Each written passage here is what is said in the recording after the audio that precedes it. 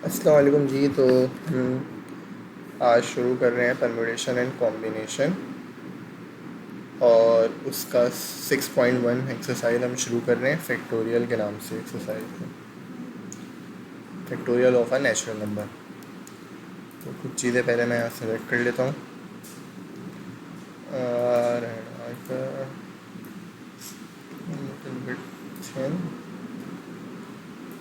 हाँ, तो हम शुरू करते हैं। Factorial of a natural number.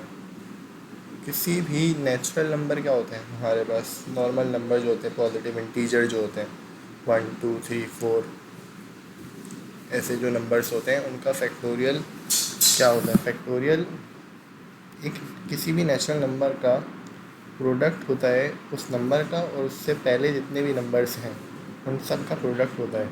जैसे फॉर एग्जांपल यहाँ मैंने एग्जांपल दी हुई है 5 फैक्टोरियल। 5 फैक्टोरियल का हम फैक्टोरियल अगर निकालेंगे तो जैसे मैंने आपको बताया कि 5 किसी भी नंबर का फैक्टोरियल उसी नंबर का, इसको हम अगर n लिख दें, वो n और उससे पहले जितने भी नंबर होंगे उन सब का प्रोडक्ट होगा। मतलब 5 से पहले 4 आता है, 3 आता है, 2 आता है, जब तक 1 नहीं आया था तब तक के सारे पॉजिटिव इंटीजर्स का प्रोडक्ट को हम फैक्टोरियल कहते हैं। सही है। एक और एग्जांपल मैंने जैसे दी हुई है 7 फैक्टोरियल। तो उसका क्या होगा? 7 से पहले 6 5 4 3 2 1 आता है, पहले 7 आएगा, क्योंकि जिसका फैक्टोरियल होता है वो सबसे पहले आता है, और उसके बाद जितने भी उसके बाद आते हैं, उससे पहले आते हैं, उन सब का प्रोडक्ट को फैक्टोरियल कहते हैं। और इसमें एक चीज़ आप नोट करेंगे, पहले फर्स्ट करें, मैं इसको लिख दूँ n फैक्टोरियल। तो आप नोटिस करें कि n आता है यहाँ, उसके बाद n में माइनस में इजाफा होता रहता है। जैसे यहाँ -1 -2 -3 -4। मतलब क्या है? 7 में 1 कम 6, 7 में 2 कम 5, 7 में 3 कम 4।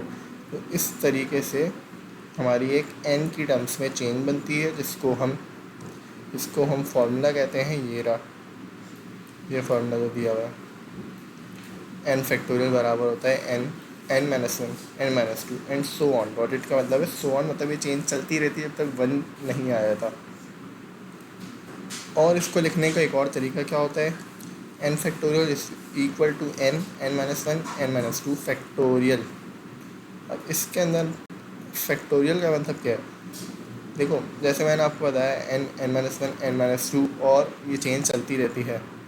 तो मैंने जैसे यहाँ आपको बताया कि फैक्टोरियल का मतलब क्या होता है, उससे पहले जितने भी नंबर उन सब का प्रोडक्ट। तो यहाँ n-2 पे फैक्टोरियल लगाने का हमारा मतलब ये है कि n-2 के बाद ये चेंज चलती रहेगी, n-3 n-4 n-5 and so on.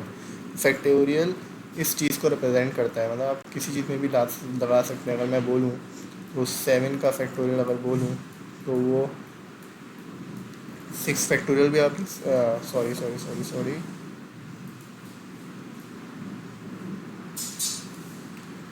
तो उसको आप 7 इंटू 6 फैक्टोरियल भी लिख सकते हैं, और या तो 7 इंटू 6 इंटू 5 फैक्टोरियल भी लिख सकते हैं। वो आपकी मर्ज़ी है। 6 फैक्टोरियल का मतलब क्या है? 6 से पहले अब ये हो जाएगा। तो यहाँ 7 से पहले था, तो अब ये 6 की चेन बन जाएगी, 6 5 4 3 2 1। समझे? और फैक्टोरियल को हम n फैक्टोरियल को हम इस चीज़ से भी रिप्रेजेंट करते हैं। ये एक एल टाइप का सिंबल है, उसके अंदर n है। ये भी आप याद रखिएगा, ऐसे भी आपको पूछ सकता है। अब हम चलते हैं 3 टाइप के क्वेश्चंस के ऊपर जो कि फैक्टोरियल के अंदर आते हैं, और एक्सरसाइज में इन्हीं 3 टाइप के क्वेश्चंस भरे हुए हैं। तो उनमें से पहला क्वेश्चन ये है कि वो इवेल्युएट करने का बोलता है। इवेल्युएट का मतलब होता है आपको कंप्लीट आंसर देना है। 15 factorial divide by 2 factorial into 10 factorial. अब हम अगर उस मेथड पे जाएं जो मैंने आपको पहले बताया तो ये बहुत लंबा हो जाएगा। वैसे मैं 15 फैक्टोरियल को खोलूँगा, 15 14 13 12 11 10 9 एंड सो ऑन, जब तक 1 नहीं आया था। फिर मैं 2 फैक्टोरियल का नीचे खोलूँ, टू का फैक्टोरियल तो खैर 2 इंटू 1 ही होता है। लेकिन अगर 10 फैक्टोरियल को मैं खोलूँ तो 10 9 8 7 एंड सो ऑन 1 तक। तो फिर उसके बाद मैं काटा पीटी करूँ तो बहुत लंबा प्रोसीजर हो जाता है। इसका हम शॉर्ट वर्जन क्या करते हैं, ये मैंने आपको कुछ इम्पॉर्टेंट चीज़ लिखी हुई है क्योंकि इस टाइप के क्वेश्चंस के लिए बहुत काम आती है।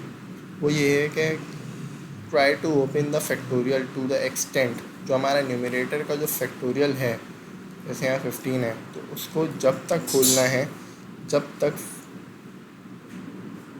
जो फैक्टोरियल है वो कट हो जाए नीचे डिनोमिनेटर में सबसे बड़ा जो फैक्टोरियल है। इसमें थोड़ा सा मैंने वर्डिंग में थोड़ा गलती कर दी है, ये मैं आपको बता रहा हूँ कि न्यूमरेटर को आपने जब तक खोलना है जब तक डिनोमिनेटर में सबसे बड़ा फैक्टोरियल हो। तो यहाँ जो सबसे बड़ा फैक्टोरियल है वो है 10 फैक्टोरियल। इसके पीछे वजह क्या मैं आपको बताता हूँ। 15 फैक्टोरियल को हम खोलेंगे 15, 14, 13, 12, 11 एंड 10 फैक्टोरियल पे हम फैक्टोरियल लगा देंगे। इसका मतलब फैक्टोरियल का मतलब ये है कि 10 के बाद चलता रहेगा 9, 8, 7, तो हमने फैक्टोरियल लगा दिया। सबसे फ़ायदा ये होगा कि नीचे जो 10 फैक्टोरियल होगा वो इस 10 फैक्टोरियल से कट जाएगा, तो हमारे पास काफ़ी सिंप्लीफाइड हो जाएगा। फिर हम क्या करेंगे, हम इनको मल्टीप्लाई कराएंगे, वो ये भी है।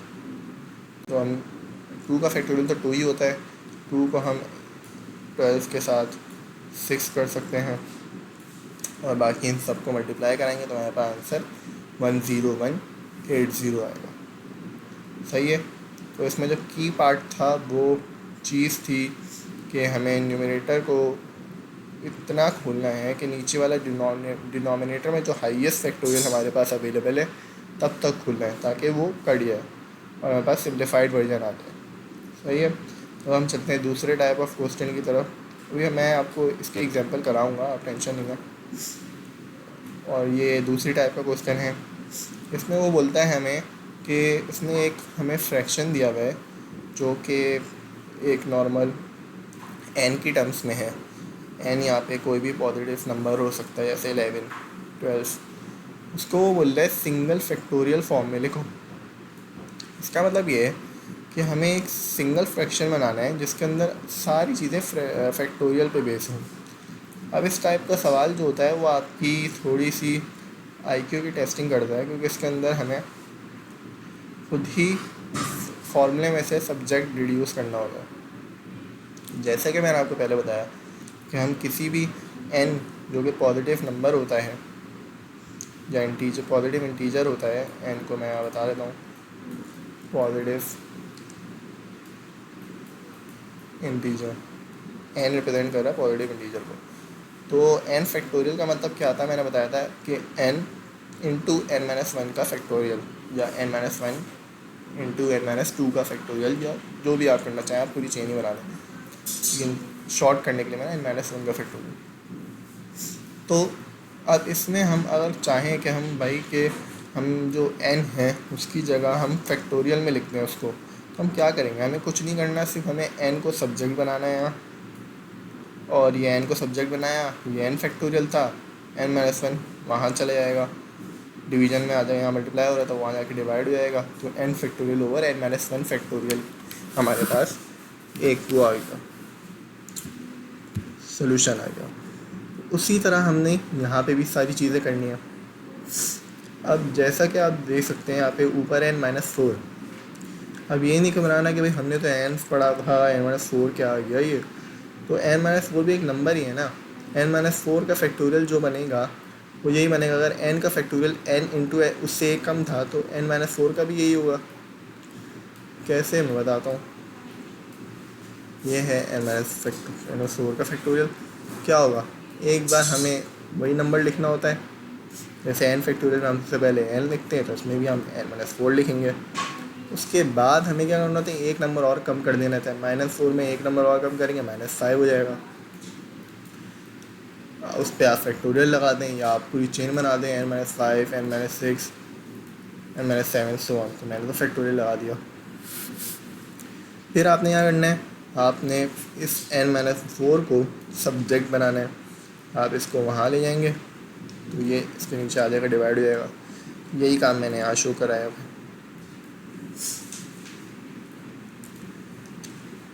ये हमारे पास फैक्टोरियल में। इसी तरह हमने n-2 को ही बनाना है, n-1 को बनाने की उसने बोला है फैक्टोरियल फॉर्म में देना है, तो हमें फैक्टोरियल फॉर्म में सब देना है। n-2 फैक्टोरियल का भी हमने ये किया, n-2 आया एक बार n आता है और उससे फिर एक कम फैक्टोरियल आता है। जैसे n-2 से एक कम क्या हो गया, n-3, वो फैक्टोरियल आ गया।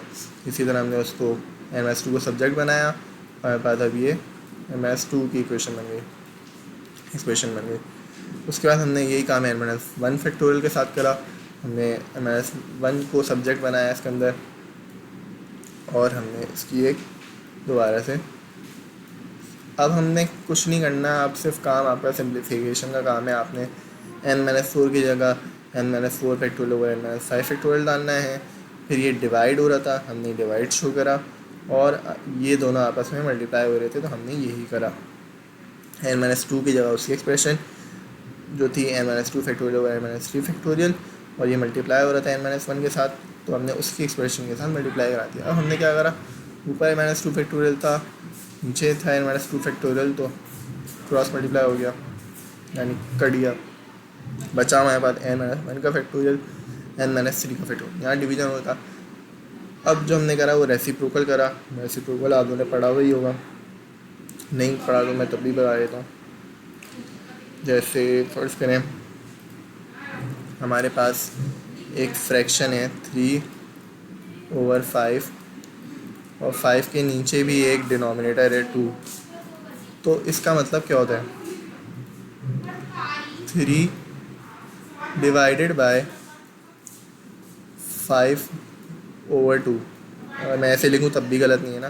तो हम करते क्या हैं, हम रेसिप्रोकल लेते हैं। रेसिप्रोकल का मतलब होता है जो डिवाइड होता है वो मल्टीप्लाई में कन्वर्ट हो जाता है, और जो डिवाइड मल्टीप्लिकेशन के बाद जो नंबर हमारा फ्रैक्शन होता है उसका डिनोमिनेटर जो होता है वो न्यूमरेटर बन जाता है, न्यूमरेटर जो है वो हमें डिनोमिनेटर में आ जाता है।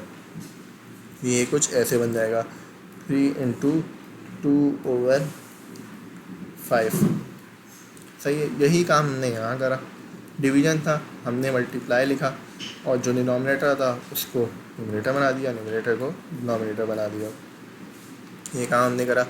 फिर कुछ नहीं करा, इनको मल्टीप्लाई करके एक ही फ्रैक्शन लिख दिया, हमारे पास आ गया, हमारे पास सिंगल फैक्टोरियल आ गया। सही है।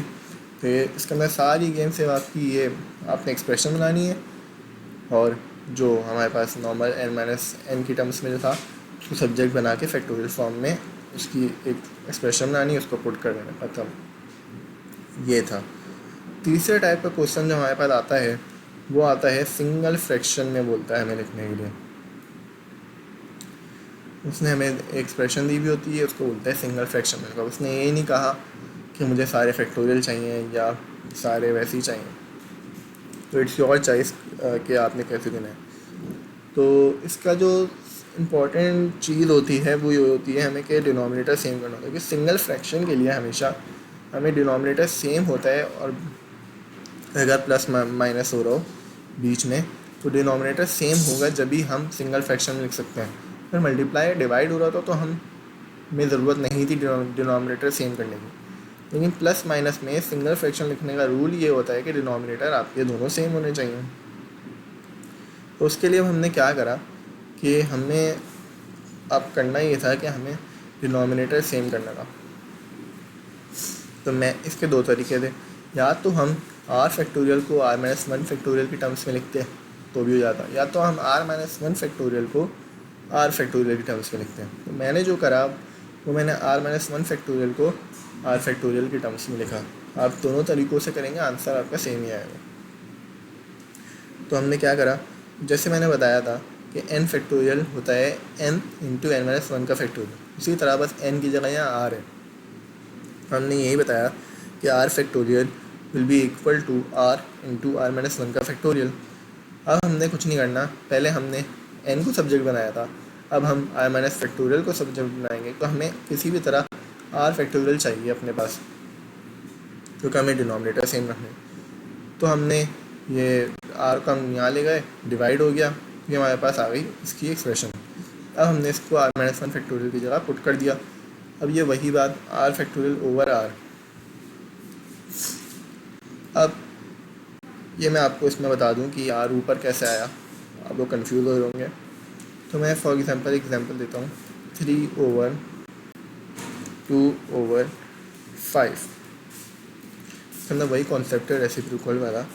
तो मैं अगर इसको ऐसे लिख दूँ 3/2/5, अब मैं इसका रेसिप्रोकल ले लूँ 3/5/2। यही काम यहाँ पे भी हुआ है कि n+1 factorial over r factorial over r था, हमने इसको डिवाइड की टर्म्स में लिखा, उसके बाद इसका रेसिप्रोकल लिया तो r ऊपर चलेगा।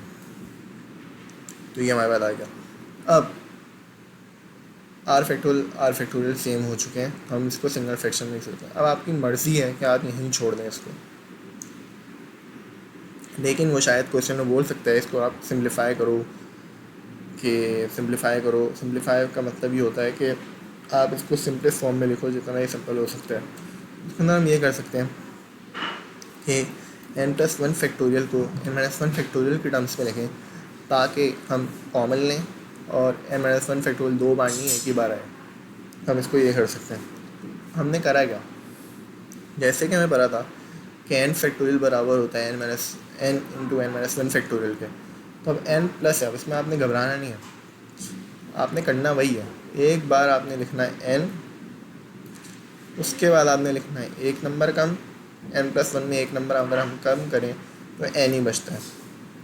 उसके बाद आपने एक और नंबर कम कर देना है, यानी अब n में एक नंबर करेंगे तो n-1 का फैक्टोरियल कर दिया, ताकि हम n-1 फैक्टोरियल हमने इसलिए करा, हम n फैक्टोरियल भी कर सकते थे लेकिन हमें n-1 फैक्टोरियल चाहिए ना किसी तरह ताकि हम कॉमन लें, हमने इसको यहाँ रोका।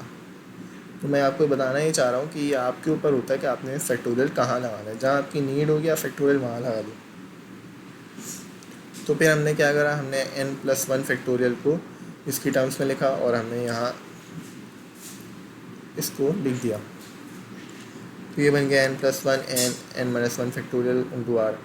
अब हमने क्या करा, n-1 फैक्टोरियल यहाँ था, हमने इसको कॉमन ले लिया तो यहाँ बच गया 1 माइनस n+1 n और r आ गया। अब हमने कुछ नहीं करा, n r को मल्टीप्लाई करा दिया इनके साथ, तो ये n-1 factorial bracket 1 minus n के साथ मल्टीप्लाई होके स्क्वायर r बन गया और n r+1 के साथ मल्टीप्लाई होके n r बन गया और नीचे आ गया r फैक्टोरियल।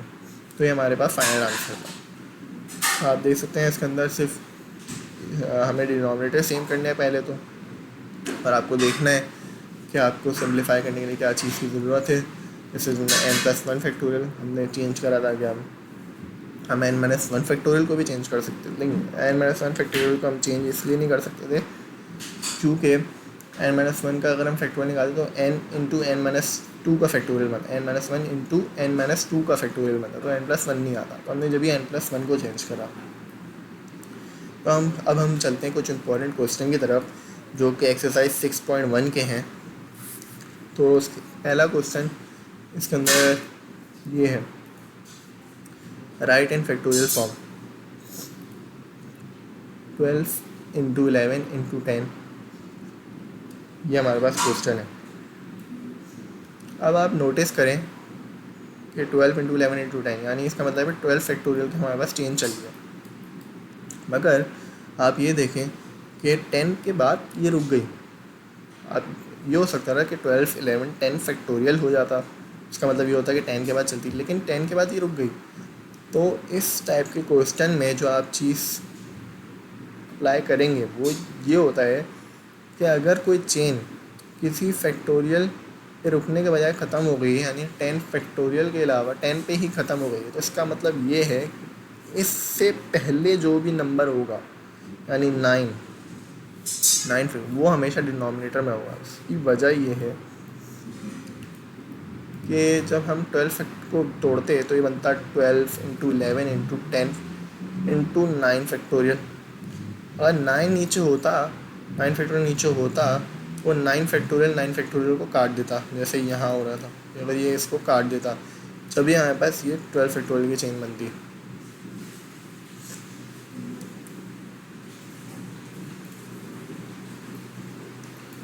ठीक है, तो इसके अंदर आपने करना सिर्फ ये होता है, तो आपको देखना होता है कहाँ चेन रुक रही है। जहाँ चेन रुकेगी उससे पहले जो नंबर होगा वो फ्रैक्शन में होगा। तो हम चलते हैं दूसरे क्वेश्चन पे ये 101 101, इसको मैं थोड़ा और बता देता हूँ आपको, अगर शायद आप लोग कंफ्यूज हो रहे हो। तो अगर मैं इसको बताना चाहूँ कि 12 फैक्टोरियल को अगर मैं लिखूँ 12 इंटू 11 इंटू 10, ये हमारे पास क्वेश्चन दिया हुआ है। लेकिन अगर हम 12 का फैक्टोरियल की टर्म्स में लिखें तो ये कुछ ऐसे बनेगा ना कि हम 9 फैक्टोरियल भी लिखें तो जाके चेन कंप्लीट होगी। अगर ये 10 पे रुका है, इसका मतलब है कि नीचे हमारे पास 9 फैक्टोरियल था। जब भी वो 9 फैक्टोरियल के साथ सिंप्लीफाई हुआ और हमारे पास ये चीज़ बची 12 इंटू 11 इंटू 10, तो आपने ये चीज़ देखनी, जहाँ पे भी चेन रुक रही होगी उससे पहले जो भी नंबर होगा वो हमेशा डिनोमिनेटर में होगा, जब भी ऊपर वो कट होके और वहीं चेन रुक जाएगी। तो ये हमारा अपशिष्ट का टेड होगी। दूसरे क्वेश्चन के ऊपर हम चलते हैं। ये 10 factorial divided by 8 factorial plus 5 factorial. इसके अंदर वही चीज़ अप्लाई होगी जो मैंने आपको एग्जांपल नंबर 1 में बताई कि न्यूमरेटर को जब तक खोलो जब तक लार्जेस्ट फैक्टोरियल हो डिनोमिनेटर में। हमने पहले इसको मैथमेटिकल टर्म की इक्वेशन में लिखा 10 factorial over 8 factorial plus 5 factorial. अब हमने क्या करा, जाहिर सी बात है हमें एवेल्यूएट करना है, हमें कंप्लीट आंसर देना है।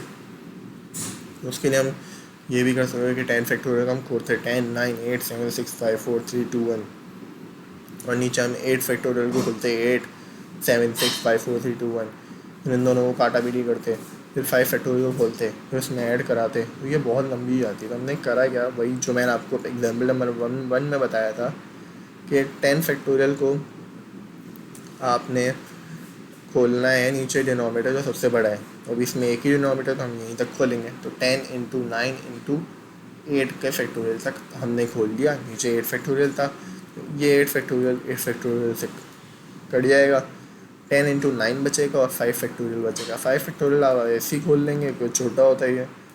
ये मल्टीप्लाई करें हमारे पास कोई 120 आएगा, यहाँ से 90 आएगा, दोनों को ऐड करा तो हमारे पास ये आंसर आ गया। ये काफ़ी इजी क्वेश्चन था, बस वो आपको एक ही चीज़ देखनी होती है, यही शशका जो आप कह लो यही काम आएगा आपके, ये आपको आना चाहिए।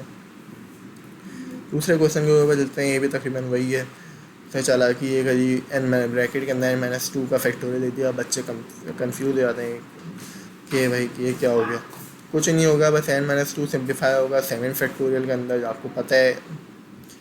उसके बाद आपने वही चीज़ करनी है कि न्यूमरेटर को आपने जब तक खोलना है जहाँ तक डिनोमिनेटर में जो सबसे बड़ा फैक्टोरियल है 9 को आपने खोला 9 फैक्टोरियल 9 इंटू 8 इंटू 7 फैक्टोरियल तक, 7 फैक्टोरियल कट गया, 9 इंटू 8 बचा 72। 2 का फैक्टोरियल होता है 2 का फैक्टोरियल 2 इंटू 1 ही होता है, उससे पहले 1 ही आता है, तो 2 इंटू 1 2 होता है, डिवाइड कर 36 आया। ये काफ़ी ईजी था। अब हम एक और क्वेश्चन के ऊपर चलते हैं। ये है थोड़ा अच्छा question, n+1 n+2 6 divide by 6 into 5। अब इसके अंदर कॉन्सेप्ट तो पहले वाले क्वेश्चन की तरह आ रहा है कि चेन ब्रेक हो रही है, मगर दोनों दो जगह हो रही है, यहाँ 6 की भी चेन ब्रेक हो रही है और यहाँ n की भी चेन ब्रेक हो रही है। तो जो सबसे पहला नंबर होता है चेन में उसकी चेन होती है फैक्टोरियल की। जैसे यहाँ n है तो n फैक्टोरियल की होगी, यहाँ 12 था तो 12 फैक्टोरियल की होगी। ये बात आपने याद रखनी है। जैसे कि चेन थी हुई n+1 n+2 फैक्टोरियल।